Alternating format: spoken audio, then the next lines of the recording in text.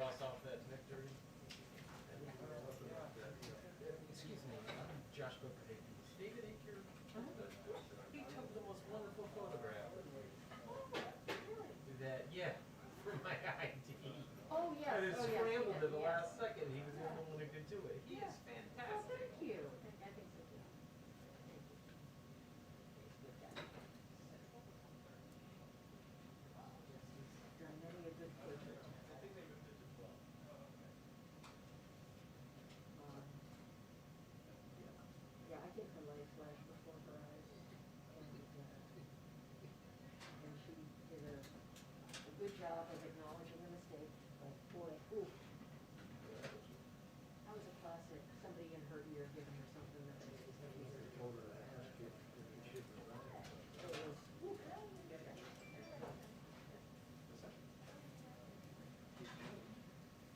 Are you supposed to write this picture? I just think it's different than your repertoire. Yeah. Did you get a haircut? That's probably what I'm noticing. You already got it. Okay, we're on. Tell me where I was. You're by the window. Okay, so advice pieces in the middle. You're way for you. Right here. I'm sorry.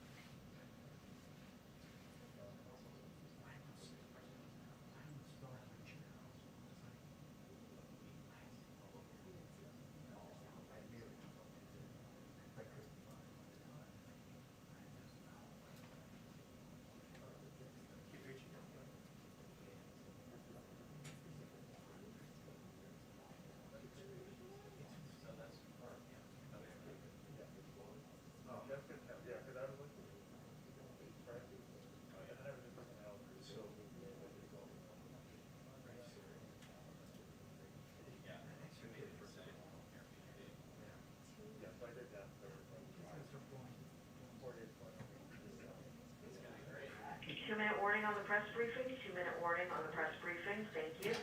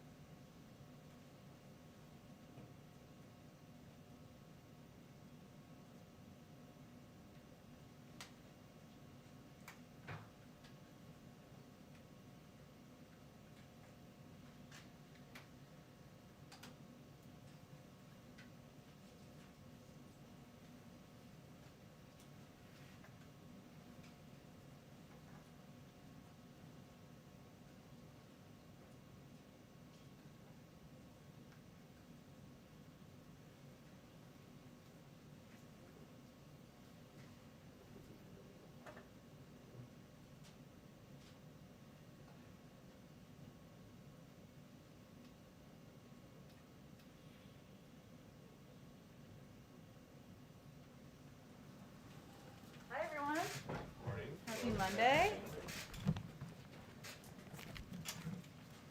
Just have a couple of items for you at the top. The Help is Here tour continues today with the Vice President and second gentleman traveling to show how the American Rescue Plan provides help to put food on the table. The Vice President will travel to Jacksonville, Florida to visit a vaccination center and convene a listening session at a food distribution center. And the second gentleman is traveling, not will travel because it's happening today, to Des Moines, Iowa, where he, Agriculture Secretary Tom Vilsack, former governor, and Congresswoman Cindy Axne will visit a food relief organization. The American Rescue Plan will reduce hunger, strengthen the food supply chain, and provide support to underserved, socially disadvantaged farmers. It will extend the 15% increase in SNAP benefits through the end of September, about $28 per month per person, provide $888 million to deliver expanded access to more fruits and vegetables to moms and babies participating in WIC, $37 million for senior nutrition, and $1 billion in nutrition assistance for the territories. It will support farmers of color with $4 billion toward debt relief for socially disadvantaged farmers to pay off burdensome debts, and $1 billion in funding to USDA to create a racial equity commission and address longstanding discrimination.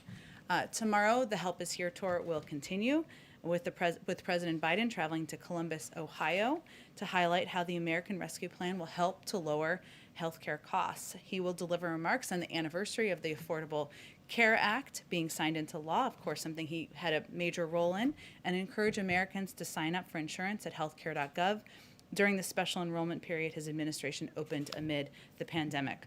Additionally, Health and Human Services Secretary, newly confirmed Secretary Javier Becerra will travel to Carson City, Nevada, and the second gentleman will be in Omaha, Nebraska, talking about how the rescue plan lowers healthcare costs.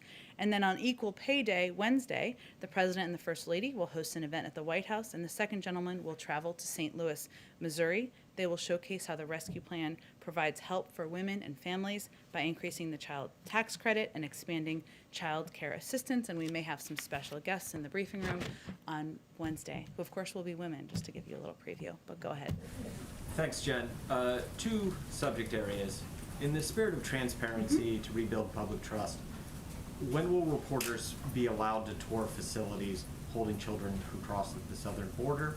And are there any concerns that the images from those tours might show that there's a crisis? Well, first, we are working to finalize details, and I hope to have an update in the coming days. We are working through with the Department of Health and Human Services and also the Department of Homeland Security to ensure privacy and ensure we're following COVID protocols. We remain committed to transparency. And of course, as I noted last week, we certainly want to make sure that the media has access to these sites. And your second question was what? Your first question? I can't remember which way you asked it. Go ahead. Yeah, sorry. Two subject areas. Yes. The second subject area is the Boston Marathon bomber, Johor Tsarnaev. The Supreme Court's now reconsidering the death penalty. President Biden has said he opposes the death penalty. What is the administration's stance on Tsarnaev and executions going forward? Well, first, President Biden has made clear, as he did on the campaign trail, that he has grave concerns about whether capital punishment as currently implemented is consistent with the values that are fundamental to our sense of justice and fairness. He's also expressed his horror at the events of that day and his actions, Tsarnaev's actions, I should say. As vice president, he spoke to the people of Boston on the 1 year anniversary of the horrible crime. As he said then, "We are Boston, we are America, we own the finish line." Of course, any process for the death penalty policy moving forward, I don't have any updates on that. As it relates to this specific case, I would refer you to the Department of Justice. Go ahead, Steve.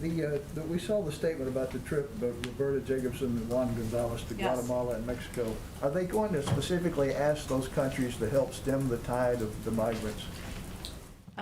Absolutely part of our objective, as Roberta Jacobson conveyed, Ambassador Jacobson, when she was in here just a few weeks ago, was that we need to work in partnership with these countries to address the root causes in their countries, to convey clearly and systematically that this is not the time to travel. If I may, I actually had a little bit of an update or just something I thought would be of interest to many of you, which is what some of the steps are we're taking in these countries to communicate And a lot of this is through, of course, the State Department and embassies. And so here's a few things we're doing, and this will obviously increase over time, but just to give you a sense of our investment. The State Department continues to, we have placed an estimated 17,118 radio ads in Brazil, El Salvador, Guatemala, and Honduras since January 21st in Spanish, Portuguese, and 6 indigenous languages.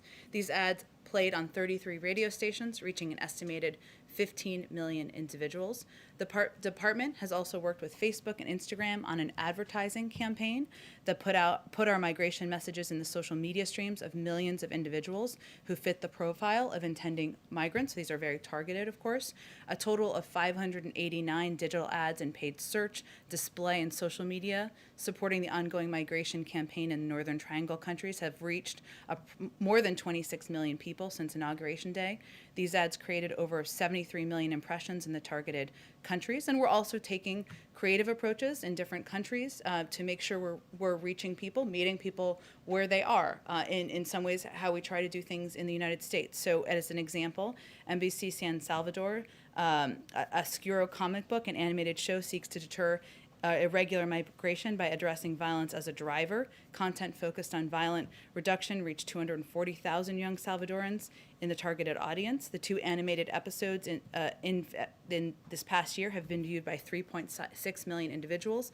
So each country is taking different approaches. Our embassies on the ground are obviously the experts working with countries, to your point, Steve, to figure out how to communicate clearly in languages that will be received by the people in these countries, and communicate clearly this is not the time to come, our borders are not open, and we will continue to pick this up in the weeks and months ahead. So, excuse me, is there any indication that this is working, that these ads and all this whole campaign are running? Well, first, let me say it is difficult to note the people who did not come. That is never a number we will have a mark on. So this is just part of our effort to send a clear message. But there's no question that funding is needed to address the root causes in these countries. That's why the president has proposed funding in his immigration bill. That is an issue he has worked on in the past for many years, including with Republicans, of course, to try to provide funding to a number of, not directly to the governments, because we want to avoid corruption in some cases, but to organizations that can help address the root causes in these countries. So it is not the only step we're taking, but a number of you have asked very good questions about specific communications that we are doing in these countries, so I wanted to venture to provide an update. Go ahead. Now that the public is seeing some of the images, because the congressional delegation provided some photos and descriptions about what they witnessed, children who are frightened and crying, overcrowded conditions. Now that the public has seen that, is that not a crisis? And what conditions or situations, what metrics would have to be in place for the administration to call it that? Well, children presenting at our border who are fleeing violence, who are fleeing prosecution, who are fleeing terrible situations is not a crisis. We feel that it is our responsibility to humanely approach this circumstance and make sure they are treated and put in conditions that are safe. I will say that these photos show what we've long been saying, which is that these Border Patrol facilities are not places made for children. They are not places that we want children to be staying for an extended period of time. Our alternative is to send children back on this treacherous journey. That is not, in our view, the right choice to make. And so our focus now is on solutions and putting in place policies, including expediting processing at the border, opening up additional facilities, something that you've seen developments on over the past several days, and there'll be certainly more on. Restarting our Central American Minors Program, which was stopped in 2017. Thousands of kids should be eligible to apply for that, so they're not making this journey. So our focus is on solutions and implementing them as quickly as possible. The president said he is open to going to the border at some point. Do you have any sense if during this current situation he would consider it valuable to go there, see for himself the conditions, talk to people on the ground? Is that something we should expect? I don't have any trips to preview for you. I can tell you that the president is briefed regularly on the situation at the border and every step that he is pushing his team to take, that his team is taking to put in place actions, to put in place solutions that will expedite processing, get kids into shelters more quickly. And he is regularly briefed, but I don't have anything to preview for you on a trip. He also said one of the changes that could take place is allowing a process where those seeking asylum can do it from their home countries. But there are a lot of advocates who say that just extends the period of exposure to poverty, violence, all of those conditions, and don't support that. So how is the president going to deal with that factor? And clearly, the border is not closed, given the flow. So that seems like a message that is not in tune with what people are actually seeing based on, we're now up to 15, 16,000 kids in U.S. custody and so forth. Well, factually, the vast majority of people who come to the border are turned away. Adults, families, single people who are coming to the border are turned away. So that is a message we will continue to convey through a number of the means I have outlined for you, and the president has also conveyed that directly, as has our Secretary of Homeland Security, and as was noted earlier, there's obviously a trip to the region as well. Sorry, what was your first question? Well, is the president frustrated his message isn't getting through? I don't think the president sees it that way. The president, the Secretary of Homeland Security have all conveyed that there are a number of factors at play here, including the fact that a number of the people who are making this treacherous journey are fleeing circumstances that are difficult on the economic front, to hurricanes, gang violence. There are smugglers who are making their own pushes about how this is the time to come. So we understand we're working against a lot of push factors that are pushing people to come to the region, come to the border. But what we are conveying from our end is that the border is not open. The majority of people are turned away. And we are, as we're talking about children here, and with children, our focus is on expediting the processing at the border and ensuring they can get to shelters as quickly as possible. Go ahead, Peter. Thank you, Jen. So now that Border Patrol agents in the Rio Grande Valley are letting adult migrants go without even issuing notices to appear, is the Biden immigration policy just becoming more of like the honor system? That is an inaccurate depiction of what's happening at the border. So there's no change in policy. The border remains closed. Families and single adults are being expelled under Title 42 and should not attempt to cross illegally. In the narrow circumstances in which families can't be expelled, the family is tested and quarantined as needed and placed in immigration proceedings to commence. In some cases, families are placed in removal proceedings further along in the release process. So if families are going to be deported and they're awaiting deportation, they don't need a court date and they don't need a notice to appear because it has already been determined that they will be sent back to their home countries. Sometimes that takes a minute to ensure there is proper transportation and steps in place to do that. But if Secretary Mayorkas says the border is secure, the border is closed, how is that the case if these migrants are being processed on this side of the border and then put on a bus to points unknown on this side of the border?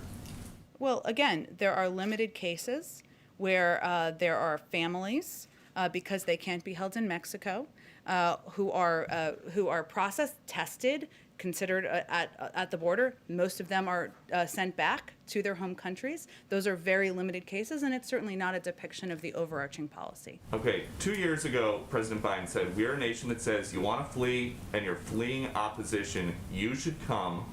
They deserve to be heard, that's who we are. Now he says, I can say quite clearly, don't come over. So why was his position different campaigning than it is governing? Well, I think that sometimes there's language that is used by some that is not including the full context of his comments. I will say that he still believes that he wants our country to be a place where there is asylum processing at the border, where people are considered and go through a proper process, who are fleeing prosecution, who should be considered for immigration status. That is a process that is broken. It was broken by the last administration, and he wants to put in place a process through an immigration bill, through steps taken by our Department of Homeland Security and HHS to improve that process and make it safe, efficient, and effective. We're going to need some time to do that. And the president says, he told us yesterday, I know what's going on in these facilities. You say that he's been briefed with photos from the inside. I mean, he's been briefed multiple times about immigration and often has a number of, has regular sets of questions for his teams. So what is his concern about this being a super spreader event where you've got 400 kids stuffed into a pod built for 260? These kids are tested. If they need to be quarantined, they are quarantined. We also follow CDC guidelines to ensure that they are kept safe. One of the reasons that it took us some time to have some of these facilities or some of the shelters open to larger groups of kids is because we wanted to follow those CDC guidelines. So we certainly don't see it through that prism. We actually took the steps we did to keep these kids safe. But where else in the country would it be okay to have 400 people in a space for 260 during the pandemic?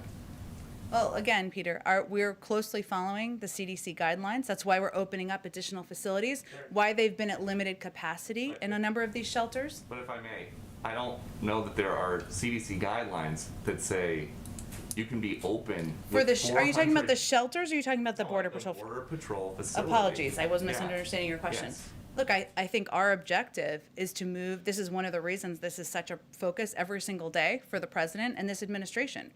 We want to move these kids as quickly as possible through these facilities and into the shelters where there is safe spacing, and then move them into homes where there is safe spacing. And we are concerned about the public health impact. That's why we're putting in place a number of policies to expedite these processes. But at that first stop, it's just not happening. And that is part of the federal government that you guys are in charge of. Well, again, I think I've outlined for you specifically even a number of steps that we have taken and we are taking to expedite processing at the border, to ensure we're expediting the timeline, because these Border Patrol facilities are not made for children. We want to move them in part because of COVID, in part because they're not places that have the educational, the health resources, and other resources that we believe these children should have access to. That's where all of our focus is on, and why we're working to expedite things. We have a plan. We're implementing it, and we're confident we're going to be successful. We just have limited time, so I just want to go ahead. A couple questions on the vaccine, Jen. Assuming that AstraZeneca gets the green light from the FDA, what's the administration's plans for distributing that vaccine? Well, we don't want to get ahead of the FDA approval process, which I'm sure you certainly understand. And certainly for any vaccine that's approved, we would integrate it into our distribution process, equitably. Is there the sense that the U.S. would have enough supply from the other 3 vaccines that the AstraZeneca supply could all be shipped overseas? Would that be a plan from the administration? I wouldn't jump to that conclusion at this point. There are obviously a number of factors, including the fact that these variants are unpredictable. We're still at war with the virus. We don't know which one is going to work best with children. And so that's one of the reasons the president and this administration wanted to be as prepared as possible and ensure we had a range of options at our disposal. You had said on Friday that the plans were not finalized yet on sharing vaccines. Do you have anything more to update on that today?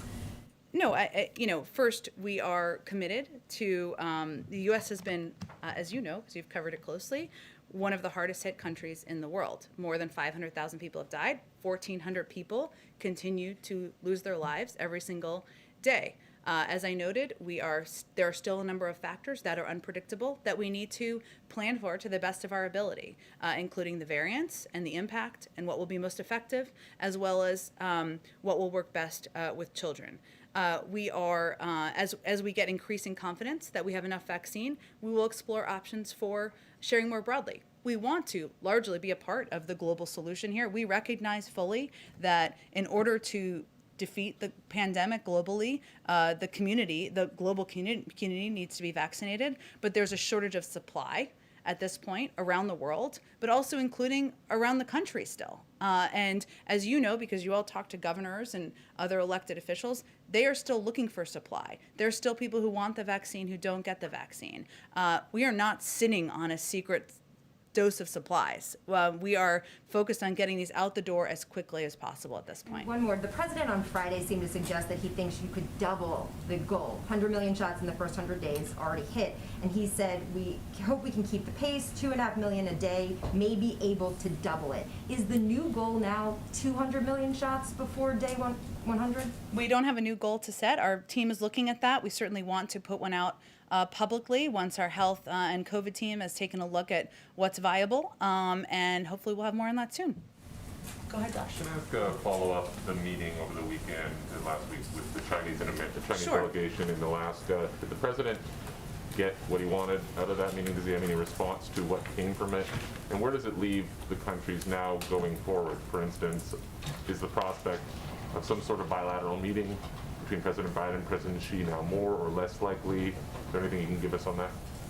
Well, we expected tough and direct talks with the PRC on a wide range of issues, and that's exactly what happened. And I know there's been a lot of focus on some of the public theatrics or more dramatic public piece, but I can assure you from talking to our national security team that it was a substantive meeting. It was a 2-day meeting. They covered a range of issues from our concerns about human rights abuses to aggression in Hong Kong, Taiwan, our concerns there, our concerns about economic and intellectual property. And we also, of course, talk about ways we can work together. So we're taking stock of where we are. This is where we are now. I expect the president will certainly be talking with his national security team, Jake Sullivan and Tony Blinken, our Secretary of State, National Security Advisor, who traveled, and we will have close consultation with allies and partners on the way forward. We'll continue to work with China, of course, going forward, where it's in the interest of the American people. But in terms of next steps, Anchorage was a standalone meeting, and we don't have anything more to determine about what's next. And today the U.S., EU, and other countries announced new sanctions on China with respect to human rights abuses. Did anything that happened in Anchorage affect that? In other words, would the U.S. have not participated in that, had certain conditions been met? Is there any link between the two? And what next steps do you think? China has retaliated against the EU. Do you expect U.S. retaliation? And is there any more sanctions that you would do if they don't act to change course with respect to the treatment of these minority groups? Well, on the first question, I'm not aware of any linkage or plans to pull that back. Obviously, this was a reaction to what we felt were serious human rights abuses. Obviously, the Europeans felt this as well against members of Xinjiang's ethnic and religious minority groups. And no meeting would change our concerns related to that. And we took action, as you noted, in unity with the United Kingdom, Canada, and the European Union, who also acted against human rights abusers in connection with these atrocities. This demonstrates our ongoing commitment to work multilaterally to advance respect for human rights. And we continue to have grave concerns about China's crimes against humanity and genocide on Uyghurs in Xinjiang. But I don't have anything to predict for you on future sanctions. Obviously, this is an issue that was raised in this meeting last week and was an issue that was raised by the president in his conversation with President Xi just a few weeks ago. What will the U.S. do, if anything, if China doesn't change its approach? Is this sort of a one-stop sanction, or down the road will this be revisited and are further sanctions possible? I mean, they've given no indication that they would change approach. In fact, they have more or less doubled down that they're doing nothing wrong with respect to these minority groups. Well, clearly sanctions are meant to deter behavior, but I'm not going to rule in or rule out any actions when we're at not even day 60. What day are we at? 62? I'm not even sure. Of the administration, I can assure you that obviously this is, again, we will be evaluating what the appropriate next steps are in close coordination with our partners and allies around the world. And as Secretary of State noted in his comments after this meeting, we are certain that the Chinese are noting that we are working much more closely with our allies and partners than had happened over the last 4 years, that we are focused on taking steps to invest in and improve our economic competition here at home. Those are all steps we're certain they're taking note of. Sorry, very briefly, Go on ahead. the Guatemala trip, the president's proposal for $4 billion in aid for the Northern Triangle has made allusions to conditions that might be placed on it, reforms, anti-corruption effort, that sort of thing. Is this something that Ambassador Jacobson will raise at all? In other words, are you going to be seeking changes in exchange for any funding, aid funding that might go to the region during this trip? Will you specify any particular asks in that regard? That's a great question. I will also note that there's also a part of the trip, a delegation, as our new special envoy for the Northern Triangle, who I'm certain will be playing a prominent role in leading these efforts and negotiations moving forward. Obviously, addressing issues like corruption, violence in the region and in these countries is something that is often raised with the government because we need to work through this funding mechanism through the immigration proposal with our own Congress. I don't have anything to kind of detail for you in terms of what those conversations will look like, but I'm sure when they come back, we will do a robust readout of their conversations. Okay, thank you. Go ahead. Yes, thank you. Why hasn't the administration sought a supplemental funding to send resources to the border to help the migrant children, the unaccompanied minors? Is that something that's in the offing? Well, I know Secretary Mayorkas has spoken to this exact question, which is a great one, and what he has conveyed is that the funding is not the root issue here, that there are larger issues or issues that we have been focused on working through, including processing, identifying additional facilities that we think will help address the challenges we're seeing at the border. Okay. On vaccine distribution, I know that there are these two bilateral deals with Mexico and Canada. Mm-hmm. I know that you aren't ready to talk about lots of vaccine sharing around the globe, but is the administration planning to emphasize bilateral agreements on vaccine sharing globally, or are you expecting to ultimately put doses into COVAX? We, of course, remain committed to working through COVAX. We provided the most funding to COVAX of any country in the world with $4 billion. Mexico and Canada, as you all know, are our neighbors, and so there is a great deal of traffic that can go back and forth between these countries. So it made sense in those scenarios to do bilateral lending agreements, for lack of a better phrasing. But in terms of future, I expect it will be a combination, but certainly we will continue to be a contributing, supportive member of COVAX. Just one follow-up on the Tsarnaev question and Boston bombing. Will the president, we're trying to understand why the Department of Justice continued to move forward with this appeal if President Biden's position is that he has grave concerns about the death penalty. And has President Biden or will President Biden talk to the Attorney General about this case, possibly DOJ consider changing its appeal? I don't have anything to preview for you on that front. The president also believes that the Department of Justice is an independent institution, and of course there are times where it is appropriate to have conversations, but I don't have any conversations to preview for you with the Attorney General. Thanks. Go ahead. As has previously been discussed, there are some families who are being released from facilities into the United States. They're not being given court dates or paperwork about how to complete the legal process. How is the administration going to ensure that they can follow that legal process and can be tracked down to make sure that they show up in court or apply for asylum? Are you talking about the limited families who are already in removal proceedings, or who it's already been determined that they are going to be sent back to their countries, or which? There are very, very limited numbers of families, very limited, who are tested. They are, but I'm not sure which families you're talking about. So maybe tell me a little bit. What numbers are we talking about here? It's a great question. I would just point you to CBP and DHS for the specific numbers. They release that data and they have it more at hand. I mean more so when there's a certain capacity at some of these facilities on the border that they're being released and not being given paperwork about when to, show up. And the migrants who have spoken to our reporters on the border are confused about how to push forward their asylum claims and how to, pursue staying somehow.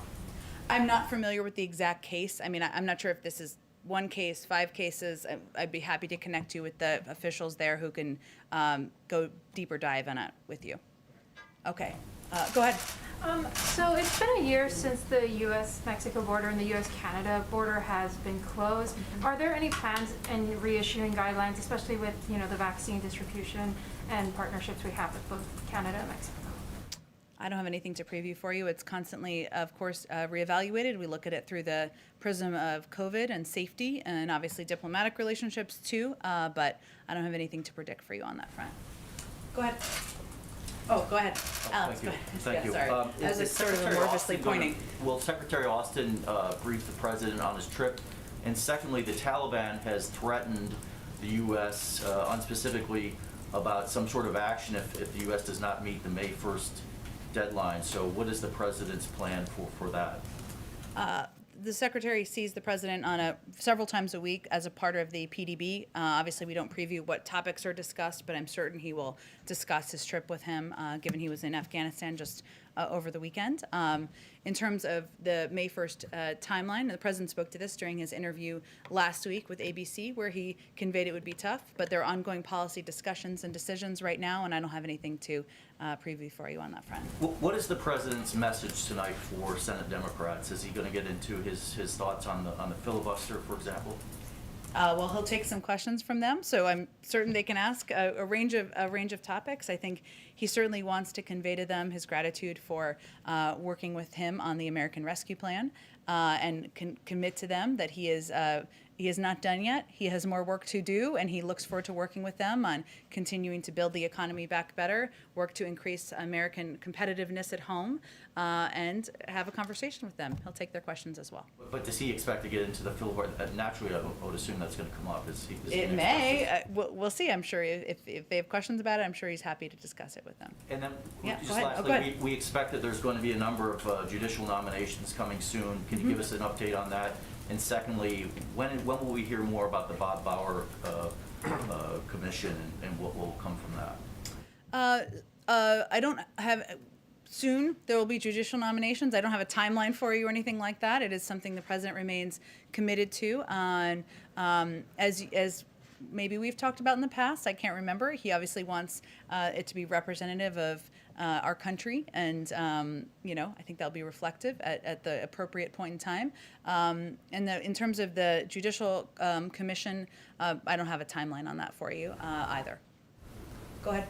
Hi, two questions, including one from people who can't be here today. Sure. First of all, just on the border, right at the start of the administration, when President Biden signed executive orders overturning President Trump's orders and so on, I mean, with hindsight, does he regret not speaking more clearly and more forcefully, saying, do not come to the border? Well, was a message sent that President Biden's America would be more welcoming? We've been conveying the messages that I have just conveyed from the beginning. Did you have a second question? President Obama is taking part, I think, within the next hour in an event with Protect Our Care, talking about the Affordable Care Act. Has he? The question is, has he visited the White House yet, or indeed, are there any? Do you know how often he has spoken to President Biden, and are there any plans for him to take part in advocacy at administration events going forward? Well, I will say, having a unique view of this question, they were not just president and vice president. They are friends, and they consult and talk about a range of issues.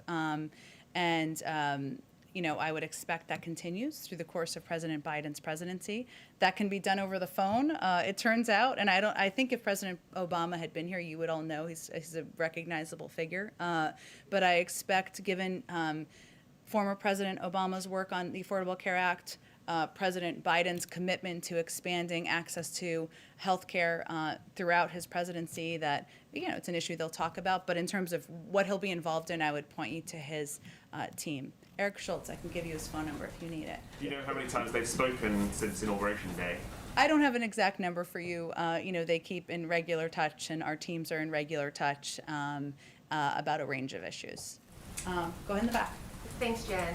First off, before I get to my other questions, just checking on the president. He fell going up the steps to Air Force One on Friday. Is he doing okay? He's 100% fine. I don't know if you've been up those steps. They're a little tricky sometimes, but he's not on doing Air Force great. One. I've not been up those. Then did he see a doctor? Did he have to see a doctor over it? I'm not aware of that being required. There's, of course, a doctor who travels with the president, any president of the United States, but I'm not aware of it needing actual extensive medical attention. Okay, great. And then on the border, of course. Was it no? Yeah. Well, I'm not trying to be, there's a doctor who travels with him. He was walking around, as you all saw, by the end of the day. So I'm just trying to be completely transparent. He's absolutely fine, as he was on Friday, was this weekend. He spent the weekend at Camp David. He's good. Go ahead. Okay. On the border, you said a few times today that the majority of migrant families are turned away. DHS said last month that number was 42%. That's down significantly from, say, last October when it was over 90%. So what's your threshold for the majority? The majority of people, families, everybody who comes to the border, if you look at those overarching numbers, is turned away.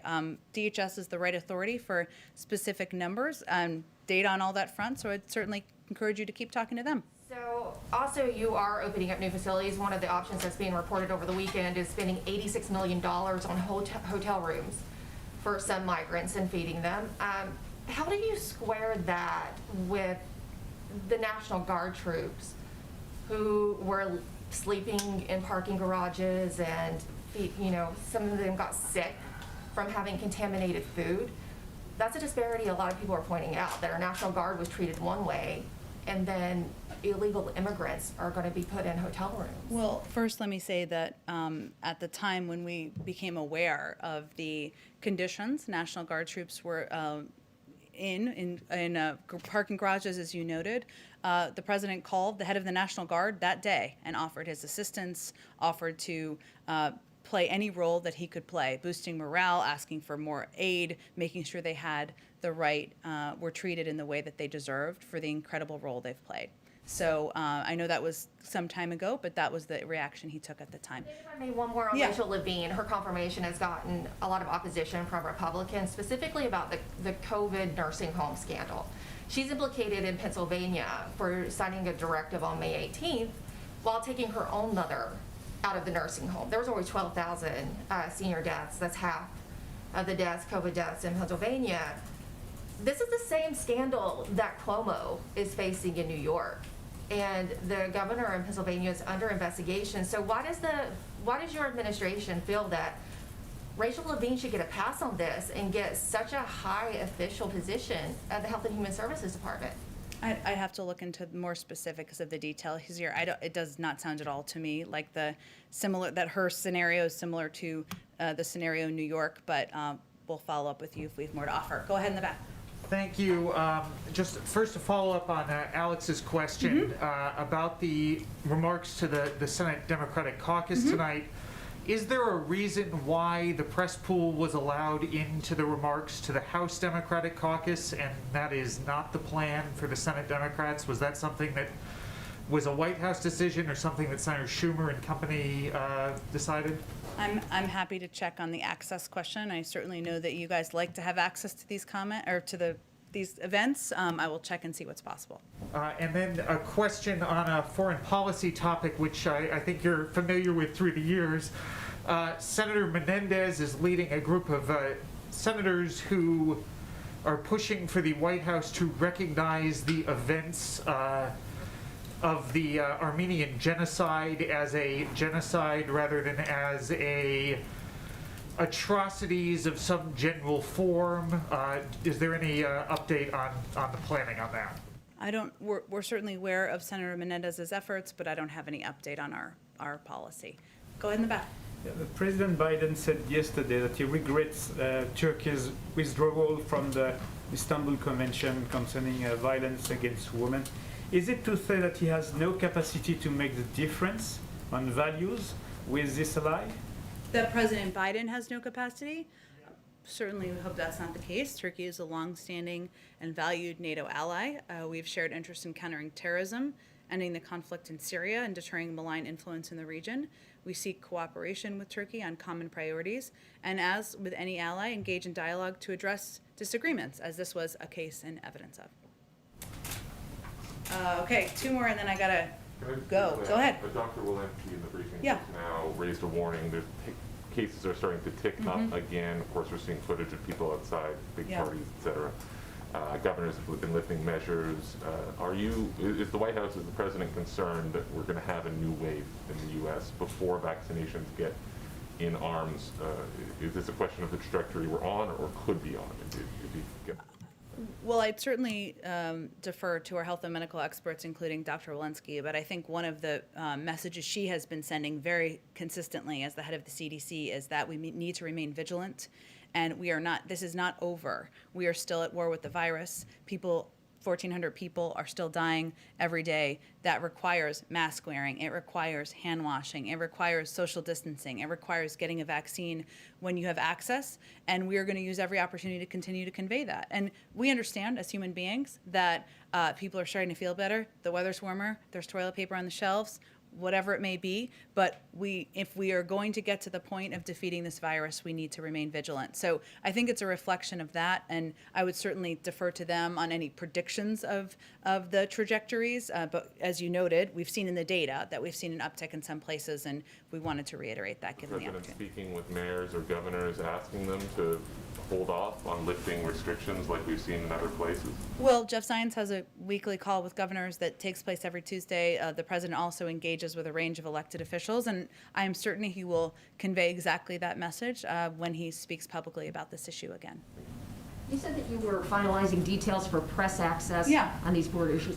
Can you commit to that happening this week? And since the administration, the president's brief, lots of different people at different staff Yeah. levels have access to many kinds of photos, can you provide, although we would prefer independent press coverage, can Yeah. you provide photos to show the public now so we can have more than relying on the congressional delegation? Well, we're working on independent press coverage. We believe that that should happen and that should be the case. And I don't pull the levers here. I wish I was that all-powerful. I am not. But I can just reiterate our commitment to transparency. And I certainly hope to have an update for you very soon. But I can't give you a deadline on that. But photos you already have possession of could be shared with the public. Why not? Well, we're going to give you access to the facilities so that the press can have access themselves. Thank you, everyone, so much. Thank you.